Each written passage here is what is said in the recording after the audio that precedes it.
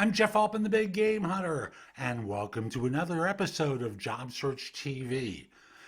I spend time daily talking with people about some aspect of job search, and someone had me critique their resume. By the way, that's a service I charge for. I don't do it for free.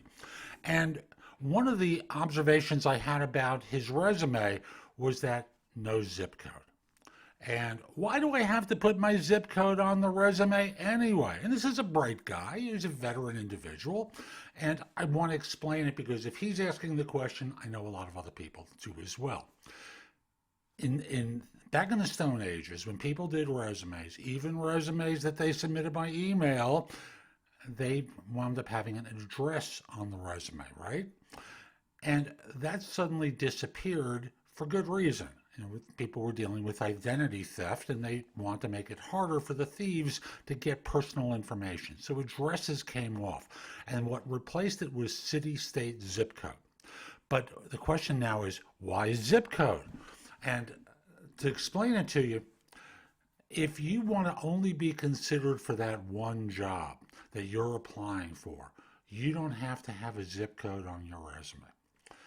However, why would you want to do that? Why wouldn't you just allow them to database your resume and be able to find you in the future? Well, why can't they find me? Well, I don't care what size the firm is. They're looking for a certain proximity to their offices first. So, for example, if you're in New York, or there's a position in the New York area, I should say, and you live in the 609 area code, you may be willing to come to New York, but is that really your first choice? Of course not. And thus, from a firm standpoint, they're looking for people within proximity.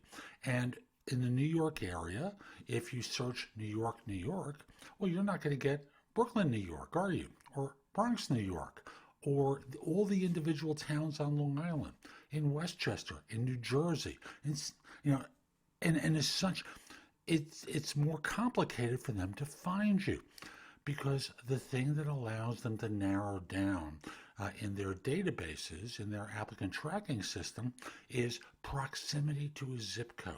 They may enter a zip code and say within 30 miles of that zip code, and thus their systems are able to find you within them. So without that, they never will, because do you really think they're going to go town by town? Now, I'll give an example from someone else.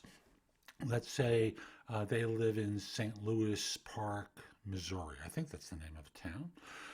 And they only want people in that town. Well, of course, they would enter that specific city, right? But they wouldn't get any of the neighboring areas, and there might be more people in the neighboring areas that fit their needs than within the individual town. Again, I don't know whether Austin or Denver or any of the other hub areas, they would go to the trouble. I suspect not. Most firms, because I've worked with search firms as trading partners for years, they tell me how they do their work.